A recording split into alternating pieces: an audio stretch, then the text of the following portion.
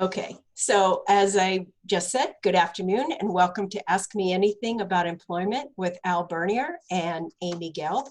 My name is Sue McNamara and I'll be your moderator today. And Sigal Vax will be our tech support person. This webinar is not a presentation, but rather an interactive question and answer period. For the next hour, Amy and Al will respond to any questions you have related to the webinar's topic, which is the job market, connecting with employers, and the benefits of education in preparation for employment.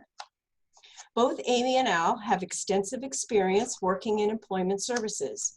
Al works as an employment specialist, and Amy works as a job coach, job developer, program manager, and trainer. Today's event is funded by the National Institute on Disability, Independent Living, and Rehabilitation Research. The content of this webinar does not represent the views or policies of the funding agency, and you should not assume endorsement by the federal government.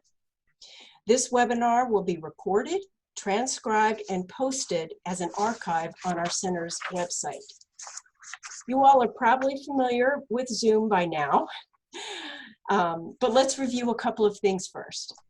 At the top right-hand corner of your screen, you may view this webinar in gallery view, which shows all the people participating, or you can switch it to speaker view if you want to focus on Amy or Al when they are speaking. Sigal will mute everyone, as she has already, except for Al, Amy, and me. Please remain muted unless you're called upon. So during the registration for this event, you were given the opportunity to submit a question in advance, which we did receive some.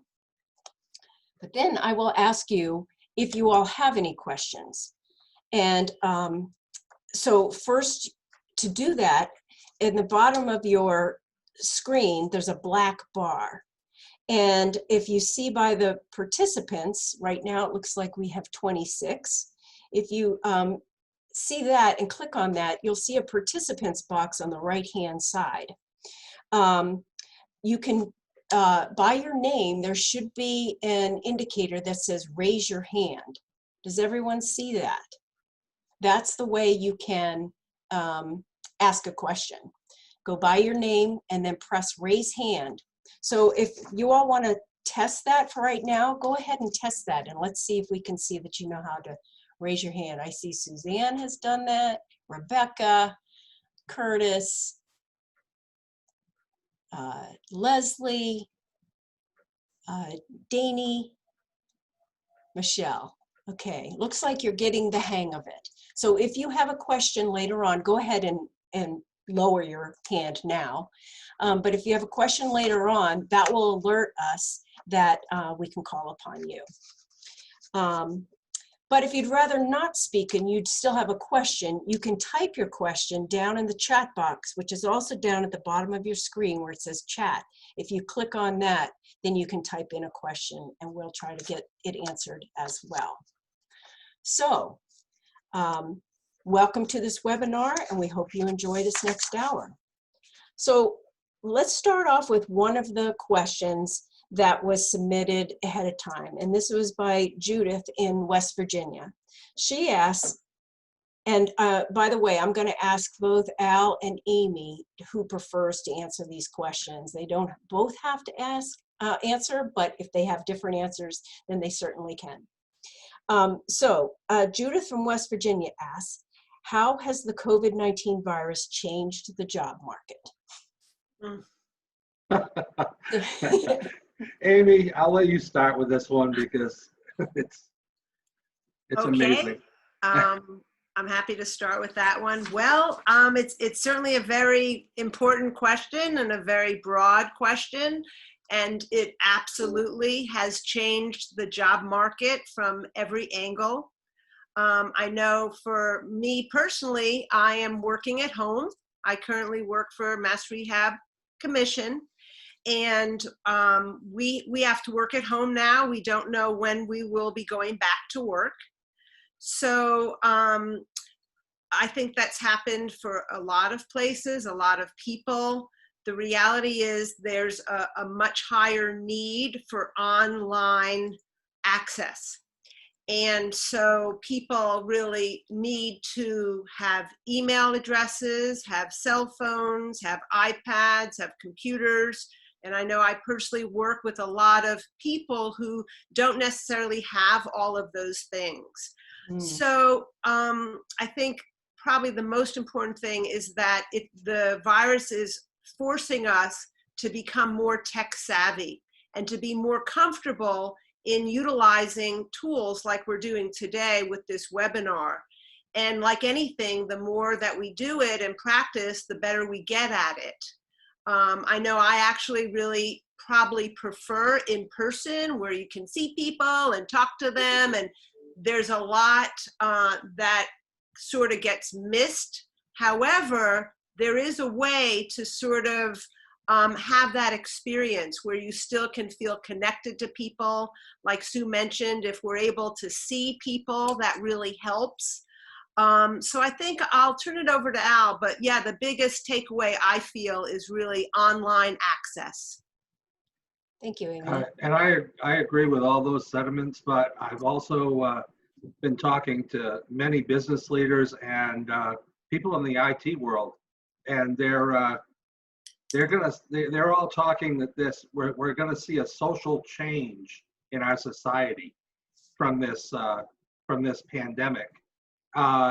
It had started where we had already started to go online for a lot of our brick and mortar things. I mean, we've been ordering online through Amazon and through other platforms, but now you're seeing even consignment shops are going online, and different businesses that used to be strictly brick and mortar are now switching over. So in the future, I see more and more of this happening.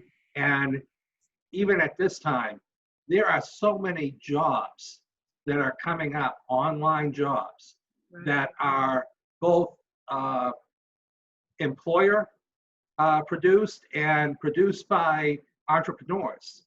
A blog is actually an online job.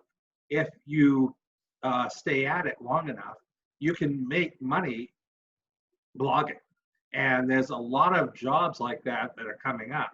So I see this as we're going to be transitioning as a society from this, and that we're going to be in a place where it won't matter if you have a disability, if you have transportation, as long as you're able to have access to technology, then you'll be able to be connected to society a lot better than we have been in the past. That's a very interesting point. That will change the dynamics. And some of the things that got in the way for people in the past of getting jobs may not be a problem in the future. Exactly. Yeah, thank you. Thank you.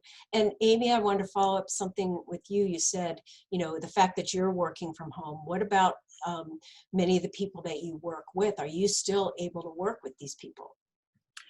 Yes, again, it's about access. If people have a cell phone, and I do a lot of meetings, over the phone using conference calls, webinars, if we can, and if the person would like. But I definitely agree, in some ways there are some barriers that are eliminated. I drive around a lot usually, and not having to do that, I have an opportunity to connect to more people possibly, as long as I can get a hold of them if they have a cell phone. And also having, if they have an access to an iPad or computer, I'm finding is huge. And what we've been doing, I know, as an organization, is trying to find ways for people to get computers, to get free computers. There are some places that actually do provide them, and I've been able to have some equipment mailed out to people when they're engaged in certain training programs. So again, it's about access. That's great. Great. Well, thank you. Thank you. Can I add that just one thing? Much like phone became something that you had to have So much so that landlines became, they had to get connected no matter where, because people had to be connected to a phone.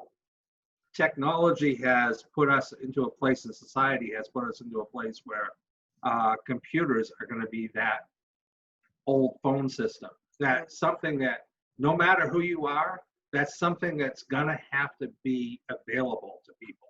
And I don't mean that they'll have to go down to the library to use it. They'll have to have one in their home, because it's going to become a necessity of life. Yes. Yeah, thank you. Yeah. Okay, so here's another question that was sent in advance. What are some successful strategies from working at home? Wow. I'm happy to go first, Al. Oh, okay.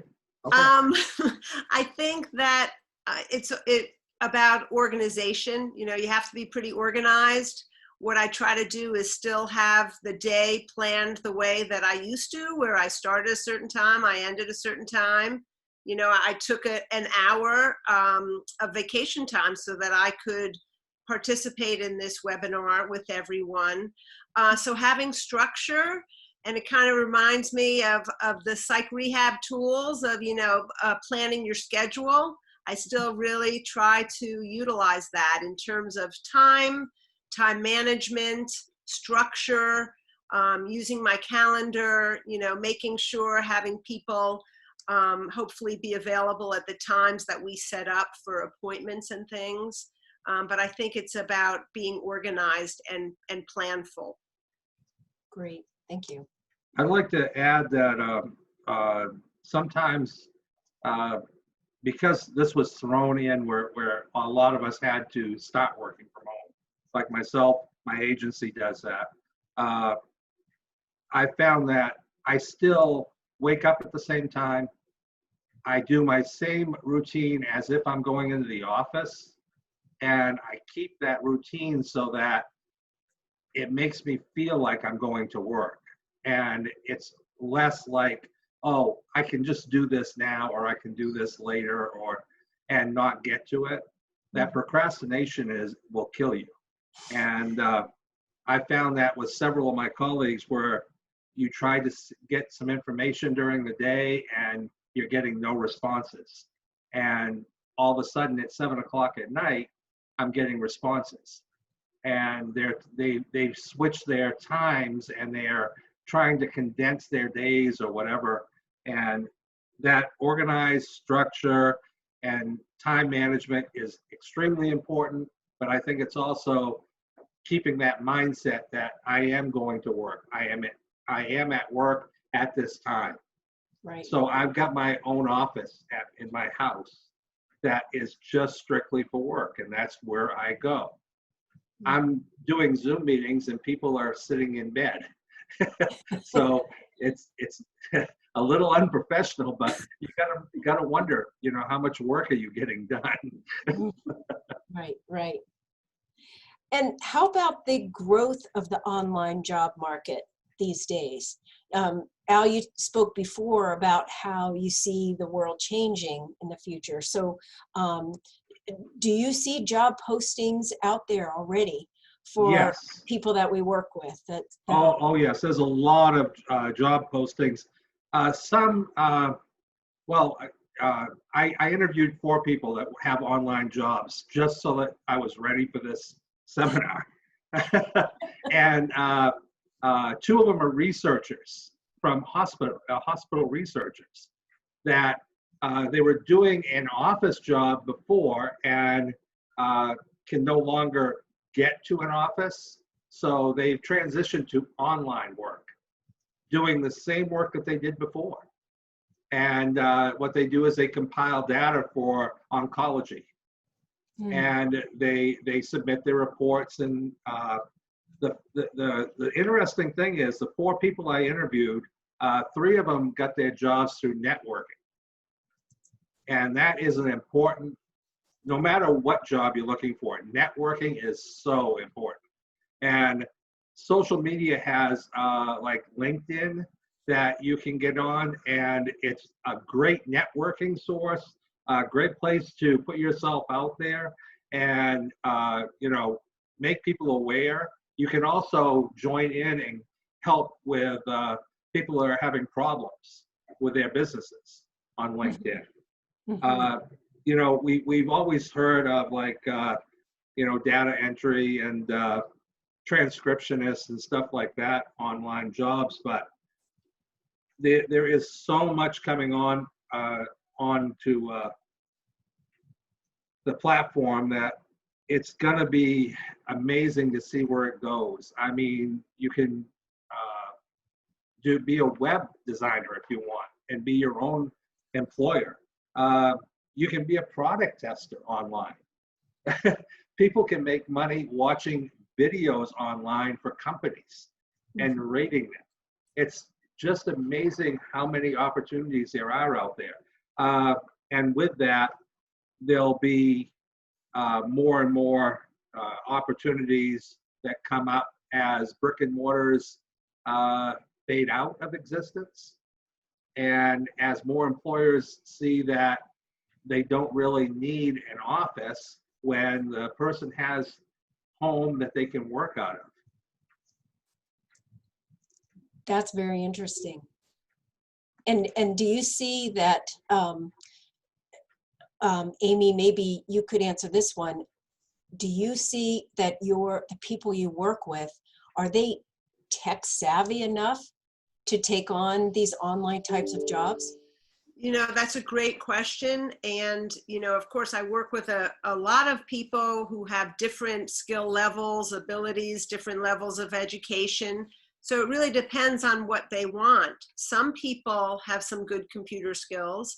But, you know, I work with a lot of people that want jobs that are in a physical workplace. And so, you know, along with a lot of the online jobs, there are still some places, some areas, some industries that still have huge need.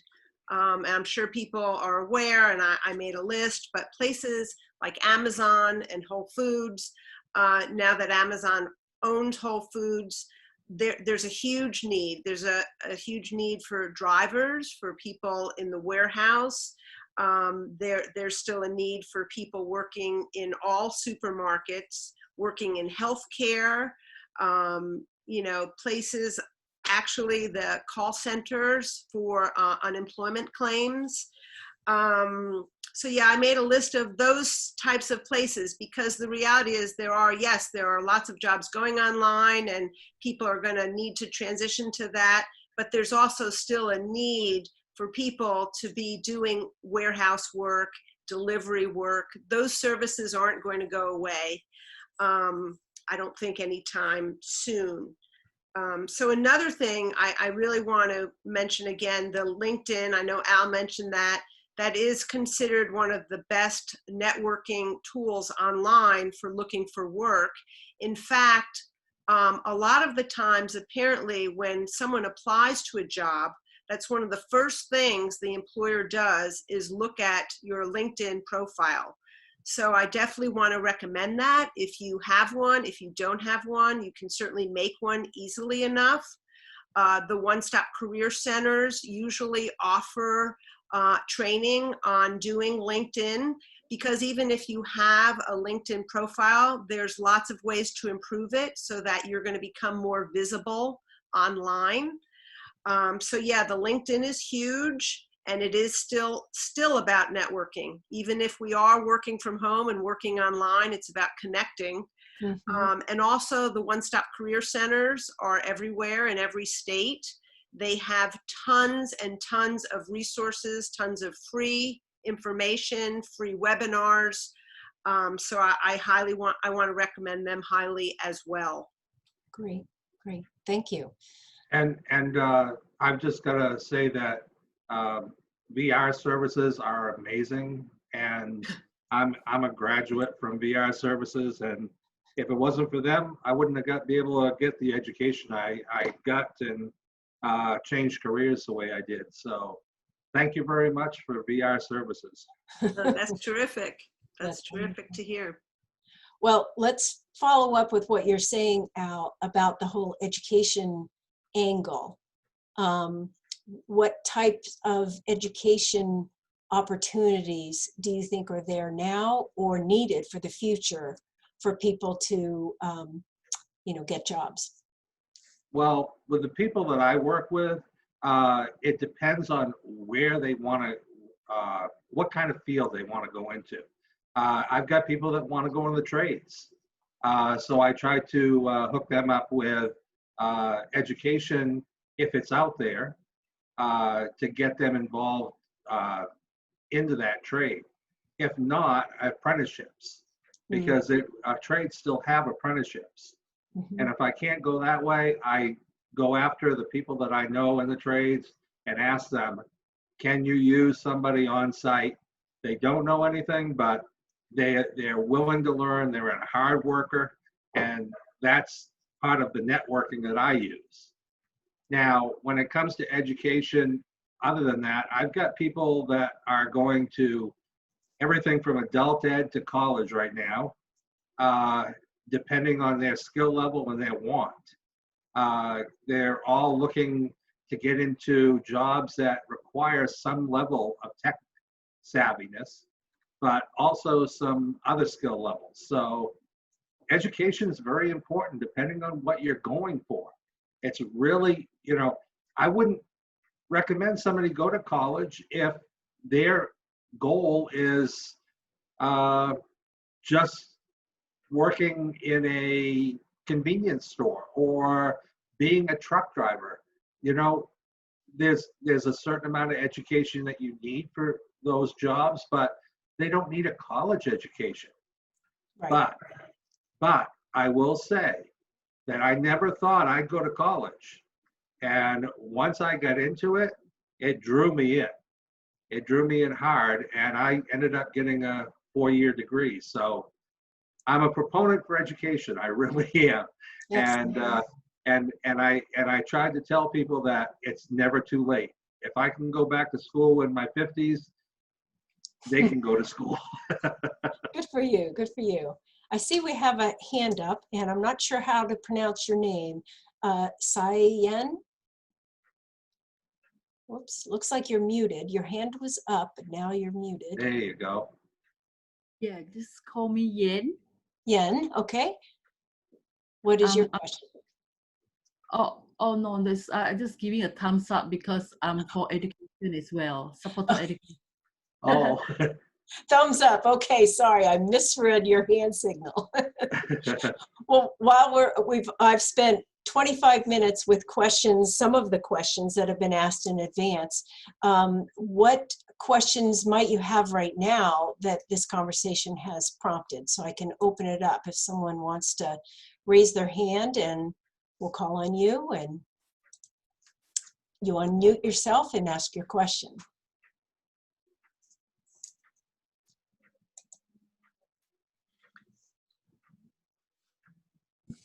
What about if anyone, maybe not a question, but a comment regarding education or something else that I have a question. Excuse me, I have a question. Sure. Go ahead, Suzanne. My question is for Amy. Hi. Hello. I live in Massachusetts, and my question is for those of us who were on a waiting list for an intake with Mass Rehab just prior to the virus striking. Right. Where are we with those waiting lists? Well, first of all, it depends where you live, but Mass Rehab actually does not have a waiting list right now. And I also should add a caveat that I personally work as a mental health specialist counselor. I'm not a general VR counselor. However, I still can tell you that there is no waiting list and that we are all working from home. So if you or someone else is waiting for services, what I recommend that you do is reach out and call the office that you are trying to get services from. And see how you can have someone help you to get that intake. But there is no wait list at the current time at MRC. Ah, well, thank you so much. Sure. Yeah, just call. You gotta just give them a call.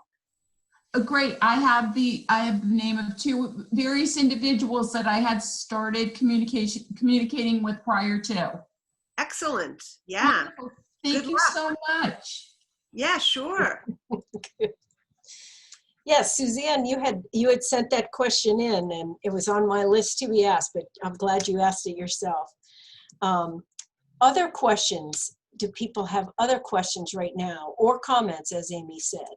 I don't have no questions right now. I just want to say hello. Sorry I'm late. I had I had so much trouble logging in, but I'm here. So, hey, Welcome. thank you. How about anyone else? So I put a question in the chat box. I can ask it myself. I don't see a question. I don't see anything. Me in the neither. chat. Really? Yeah. Nothing. Oh, it's for people in the waiting room for some reason. Okay, so I'll ask about I wanted to ask about the skills that people need now with this whole online situation. So the people that we usually work with, we're gearing them towards specific skills, and now that's a whole new set of skills. What's your experience with these new skills they need? Is this directed to me? Both of you, whoever. Oh, okay.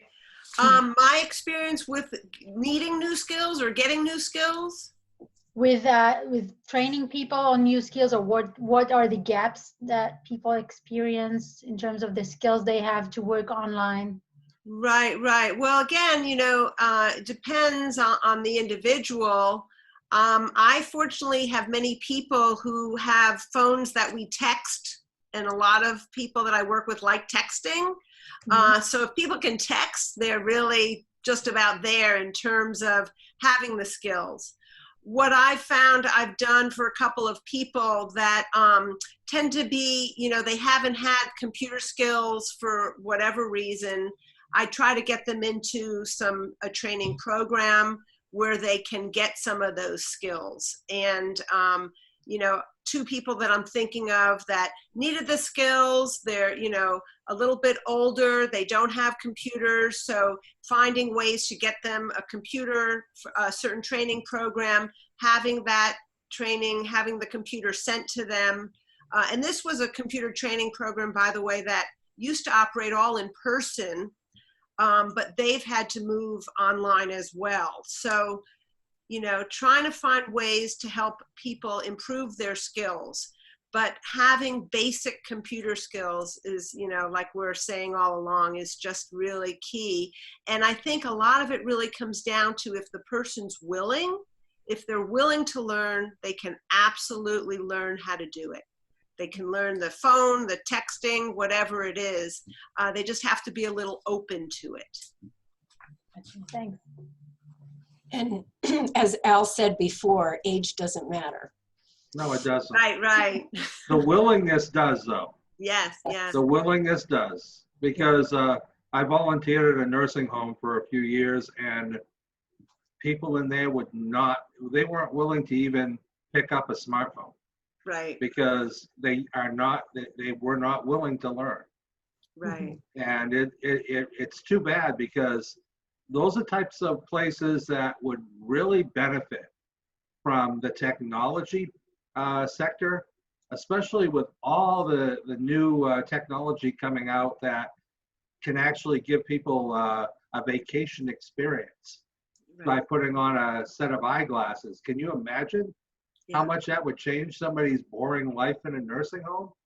Right. I'm not saying replace activities, but boy, it would definitely increase their fun level. Right. And by the way, the only reason why I mentioned age is that there's a certain age of population where people didn't have as much of a need for the computer. I don't think it in any way reflects their ability to learn if they're willing. But that's why I mentioned a couple of people that are 60 and older that have been able to go through life not needing a computer or wanting a computer. It's a little different than working with someone who's in their 20s who's already had the exposure and they're already doing all the online stuff. So that's the difference that I'm seeing. And I think, as time goes on, that's not going to be the case anymore, because we're all going to need to have it. It's going to become essential, like you said. And that's true to a point, but I was actually having to tutor 20-year-olds in college on how to research and actually use a computer other than for games. It's amazing how much time they spent on social media and games on their computer, and their research was, some of it was blogs, and I had to show them how. When I started college 5 years ago, I didn't know how to turn on a computer. I Wow. still had a flip phone. My advisor talked me through 2 online courses in my first semester, and I ended up being a technology tutor by my second year, and having so much fun teaching people how to use computers the right way, how to actually get information out of them, that I'm an advocate now. I really am. I never thought I would be.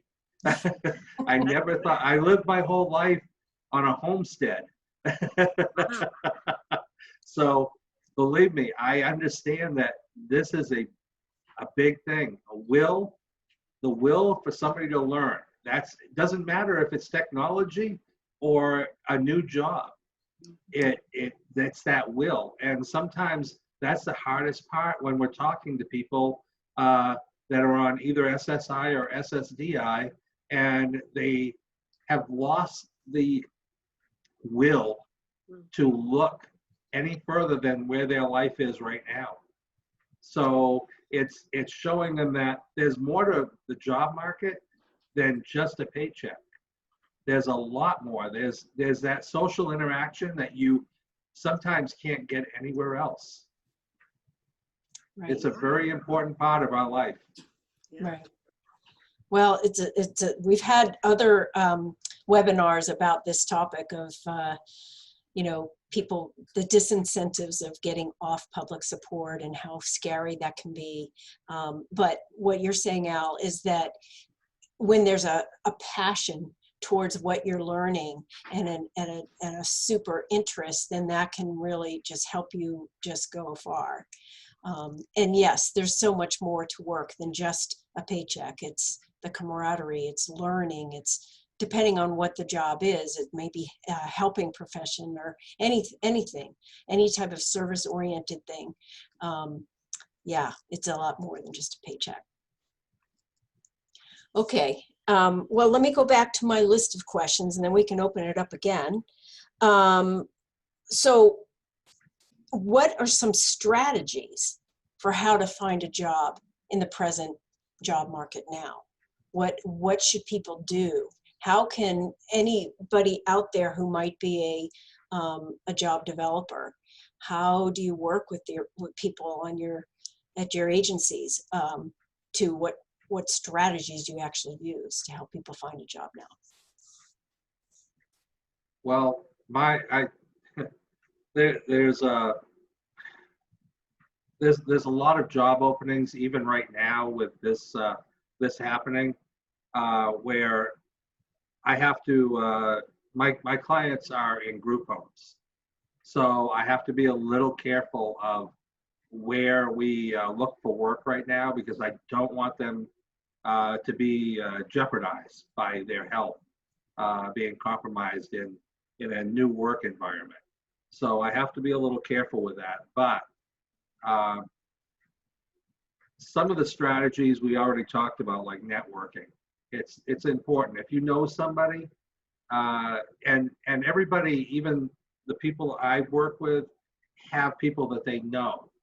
But our staff knows people, so we network through staff. We network through the people they know. So a network is basically might start with a drop, and as it goes out from that, just like the waves in a lake, it gets bigger and bigger, and you get more and more, and you expand that network, and you're able to find jobs usually that way. I also have been, when you're talking about job developing, when I go to an employer, I find out their needs and see how they're working at their job right now. I mean, sometimes they don't see a problem, or they have a problem and they don't really see how that problem can be resolved. And be able to sit there and watch and participate by asking questions and not being intrusive, but showing that I want to help them out, makes a huge difference on their acceptance of my proposition of changing something that they may not have thought about before, and making it more profitable to them, or that it fills a need that they may not have seen, or a need that they weren't able to fill because of time constraints or monetary considerations. It's working with employers that make my job interesting. I love working with my clients, but it's working with the employers and helping them solve problems that I enjoy the most, because I'm going in there almost as a consultant at times. And a little bit of a matchmaker too, when you find somebody who can fit a need for your employer. And I don't mind being a matchmaker. How about you, Amy? Yeah, I actually really love job developing as well. I've done a lot of that in previous work of mine. I think it is definitely about a match. Getting to know, you want to know the person that wants a job, as well as knowing the employer, what their needs are. And it is all about relationship, because if you have that relationship, you can make it happen for everybody and make everyone make it work. So I think, again, in terms of finding a job that someone would like, I think it's also important, of course, to look at the websites that are available for job search. I know I personally like looking at postings. It helps me get ideas for the people that I'm serving.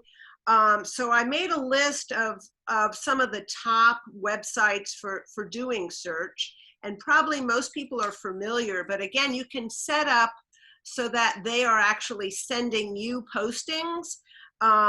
So the first one I would say is the LinkedIn, because there is a job search component there. And the bigger your network, the larger you're going to have access to more people that you may know at different employers. The first one I wrote down is Indeed. Another one that's very helpful that people may not always think of is Craigslist. Craigslist, because it tends to be more informal and you can do a search more based on your local community. Monster is also considered a good one. Simply Hired, Career Builder, Snag a Job. A lot of times people like Facebook as well. But I think it's really about doing a combination of searching. I mean, it's sort of a little different if you're a job developer looking for someone else and you're going into the employer, that's great. But also looking at all of the websites, having your LinkedIn profile. The career centers are also another great way to look for jobs. There's a tool there that you can put in keywords and search by the number of miles you're willing to travel or go. So those are the biggies that I have. And I'm wondering if anyone in the group here knows of any website that you think is just phenomenal for searching, maybe depending on industry or something. But I think we probably have a lot of knowledge out here with everyone participating as well. Right. Wanted to ask. You can also write it into the chat box if you're not comfortable speaking. Here we go. ZipRecruiter. Oh yeah, That, great. yeah, and don't forget that if there's a company that you want to put an application in, Right. most companies have their own sites Yeah, that you can put the application in. You don't have to necessarily have a job opening, but you can put your application into any company. that's a great point. Yes. And don't be discouraged because some of them are very long. I've sat with people and filled out online applications that they did everything. I mean, they were on there for a couple hours filling Wow. out an application Wow. because it made you take a couple of tests and Mhm. other things to check. But don't be discouraged by it. Look at your job search as a job, and actively spend time doing that. And I know a lot of people get a little bit aggravated and sometimes disappointed. Don't be. There are a lot of jobs out there. Just keep working at it. As long as you're putting in your time and effort, make sure you have a polished resume. Make sure that if you are using social media, a lot of employers are looking at social media nowadays. Clean it up a little bit. Social media can be a deterrent to getting hired. It can also be a great benefit if your social media looks good. It has you posting things like you volunteer, you do charity functions and that type of stuff. I mean, a lot of people want to see those type of postings on their employees list. So make sure you keep your social media clean. Good. Nice point Right. there. In the chat box, it looks like Judah Alon would like to add some experience. If you would unmute yourself, Judah. There he is. First of all, I left the center more than 10 years ago, but the memories are very good and positive. So I feel the center give me some immunization or power and more open-minded to go back to the daily life. And things were terrible because I'm Israeli, they changed some law and the many blows, and I had to fight with my daily problem. My lucky was that I studied some accounting for CPA and law, and I worked in the government tax investigation 10 years. So sometimes I was more experienced than lawyer and others professional.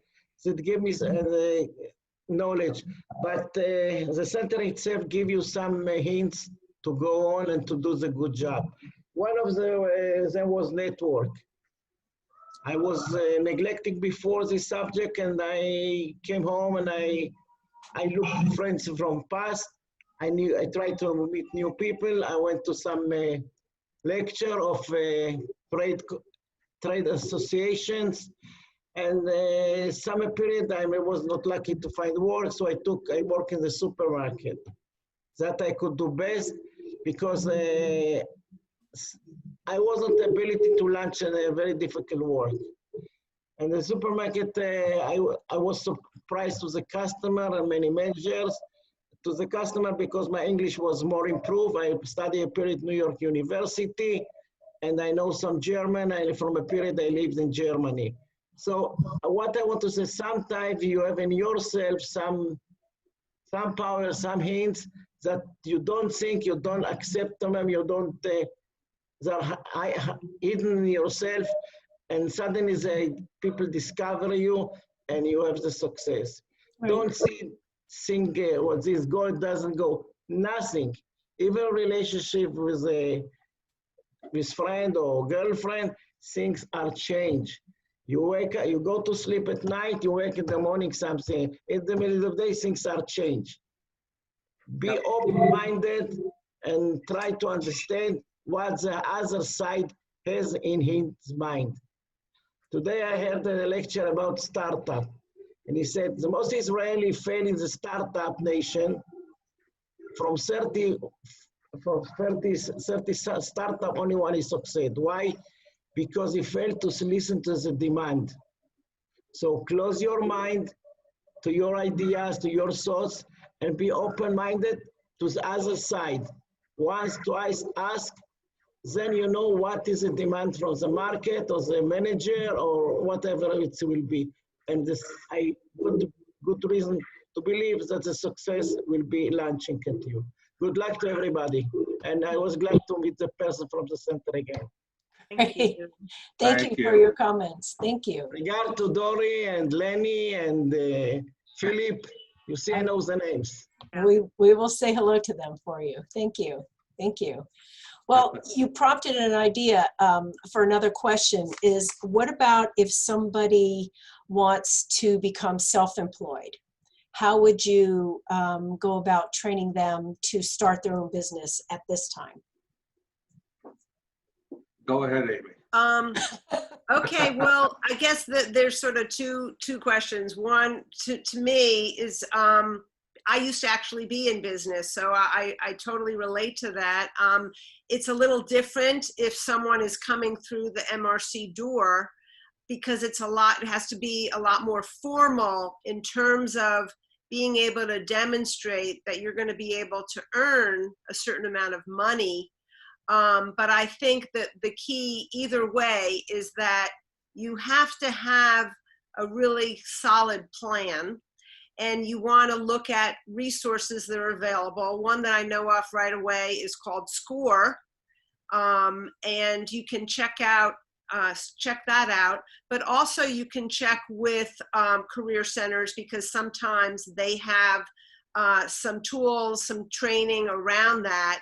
But you know, I've seen some really wonderful presentations on self-employment that were done by a provider out in Western Mass, NEBA, Northeast Business Associates, where they have a whole department based on helping individuals create their own businesses. You may want to check them out. Just because I saw a lot of presentations, people had such interesting businesses, things that you wouldn't even think of that really worked. I know one person had a clothing business of helping people dress for success. And she made it work. I mean, she made a living doing that. I think it takes a lot of time and effort and energy, but it does pay off, like that man said. Another man that I saw did a presentation where he was very good at woodworking, and he made cat scratching boards, and he did very well. But again, I think you need to have a plan, you need to have resources, you need to know how you're going to make it work. I remember doing some trainings on this, and I'm blanking on some of the resources, but I think having a plan and knowing, you know, how you're going to make it work, how much money you need to make, is there a lot of overhead involved? All of those questions, you really need a business plan. And again, if you try to do it through VR, it's going to add a whole bunch of other steps that make it more formal, because, you know, of course, we have to help the person demonstrate that they're going to end up with a job. So anyway, I wish you all the luck if someone is planning on going to business. I'd love to hear your ideas anyway. I've got a little bit to add to that. Some of my clients are artists. So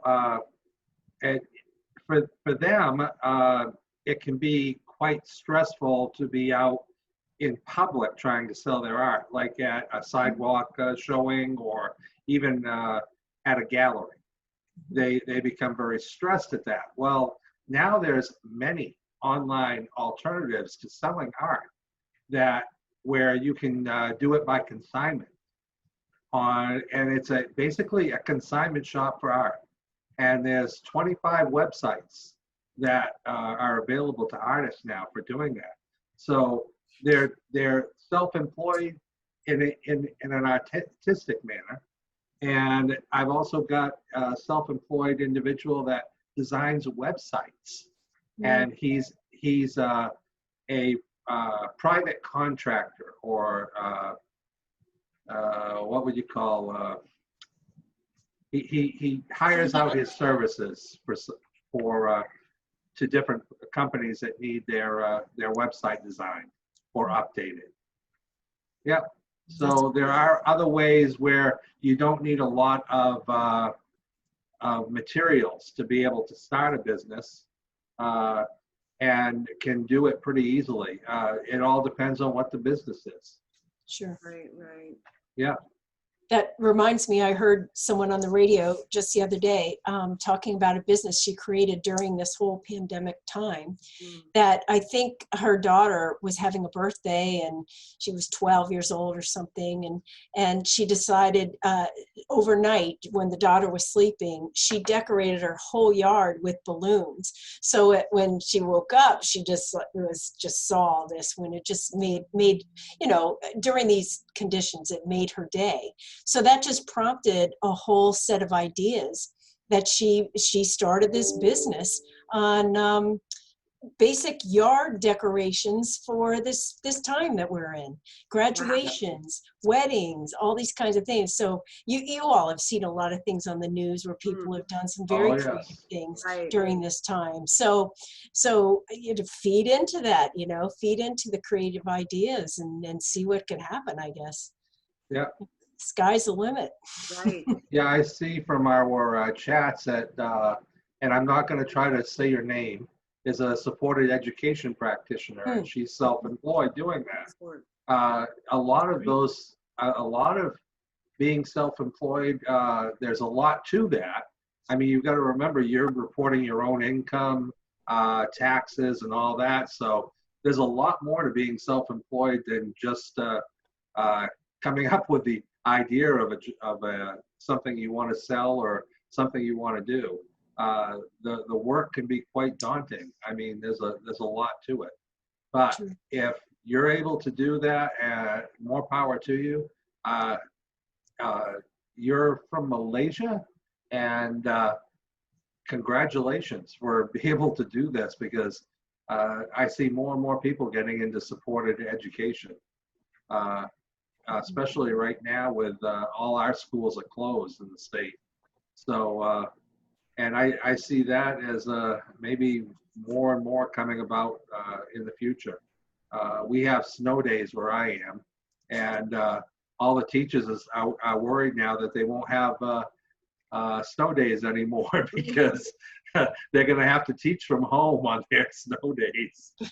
Right. The precedent has been set now. Yes. Okay, we just have a few more minutes. I wonder if there are any other questions that people would like to unmute themselves and speak, or write into the chat box. And while we're waiting, I wanted to put something into the chat box. I was told by David from the United Kingdom that he knew of MIT, which is, you know, Massachusetts Institute of Technology, which is across the river from us here. They have a free online course called Shaping Work of the Future, and it's very relevant to what we're talking about. And I just put the link into the chat box if somebody is interested in that. I'm sorry? That is awesome. Yeah. Good. Good. So I think that's going on starting either today or tomorrow. But it's obviously a relevant topic. Absolutely. It's great. Any other comments or questions in these last couple minutes?